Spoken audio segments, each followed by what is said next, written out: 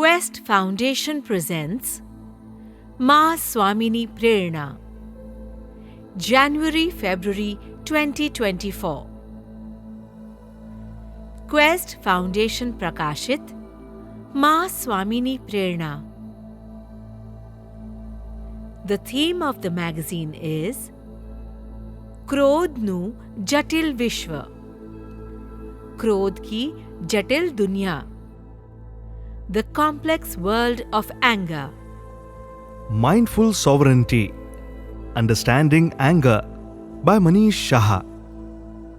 Anger is one of the most primitive emotions we experience. But anger is a complex emotion to understand and cope with. Thinking about anger leads to some fundamental questions. Is it a positive emotion or negative? Are consequences of anger always undesirable or sometimes desirable? It is unhealthy to feel angry at all about something. Is the feeling of anger a problem, or is the way anger is expressed a problem? Scientists believe that the capacity for anger has been hardwired into our brain over millions of years of evolution. It forms an integral part of our instinct to fight off threats, to compete for resources, to resist injustice and unfair treatment, and to enforce social norms. Anger is rooted in the brain's reward circuit. We constantly and often subconsciously assess what we expect to happen in any situation. When there is a mismatch between what we expect and what actually happens, our brain's reward circuit sounds an alarm, and activity is triggered in a small almond-shaped region in the brain called the amygdala. Anger can trigger the body's fight-or-flight response, causing the adrenal glands to flood the body with stress hormones such as adrenaline and testosterone, preparing us for physical aggression. But how we actually react and express anger depends on a second brain area, the prefrontal cortex, that is responsible for decision-making and reasoning. This puts our anger in context, reminds us to behave in socially acceptable ways, and for most of us, often keeps our primal instincts in check. Anger manifests in a variety of ways, ranging from mild irritation to intense rage.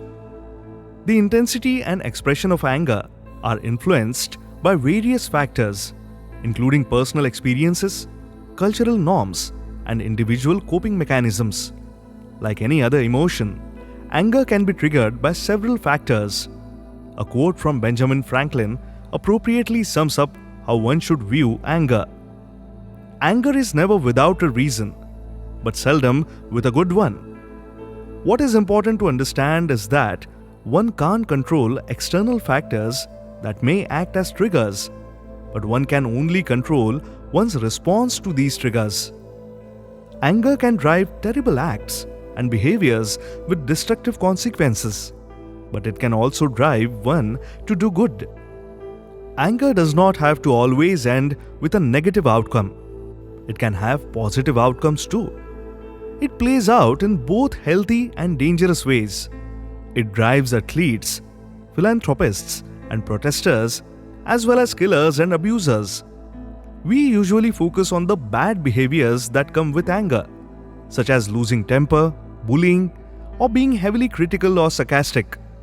But anger itself is just a feeling, not a behavior. It is perfectly okay to feel angry, but what is important is to control the behavior that follows the anger, especially the initial impulsive reaction. Each of us carries a sack of anger and history with us, and disproportionate anger tells us this has been triggered. If your anger is out of proportion, it tells you that it is not just about the present event. Outward expressions of anger can alter the way you are perceived. It is interesting to note that studies have found that both men and women feel anger the same way and to same degree. But main difference is that men feel less effective when forced to contain their anger, while women seem better able to control immediate impulsive responses to anger. Feeling anger can alter the way we view risks. Studies have shown that it can make us more impulsive and make us underestimate the chances of bad outcomes. Depending on the context, anger can make us brave or reckless. Anger also influences group dynamics. When we feel angry, we tend to think more negatively and in a more prejudiced way about outsiders, becoming more likely to blame negative traits on a person's nature rather than their circumstances. Anger can serve as a powerful motivator. If we pay attention to the causes of anger and not just the expression of anger, we can find out what needs to be changed or improved. But it is important to filter out triggers that are based on perception rather than truth. Once anger sets in, it can often get out of proportion compared to the trigger. Anger can serve as a catalyst for personal and social change. When channeled productively, anger can fuel movements against oppression, spark creativity, and inspire individuals to advocate for causes they hold dear. Anger can facilitate assertive communication, enabling us to express our feelings and opinions in a clear and direct manner. Righteous anger can be a catalyst for social change. It can motivate us to speak out against injustice, advocate for marginalized groups, and challenge the status quo. Anger can promote us to confront uncomfortable truths about ourselves and our relationships. It can help us identify unhealthy patterns, establish boundaries, and make necessary changes to improve our well-being. It is impractical to expect a complete absence of anger for anyone.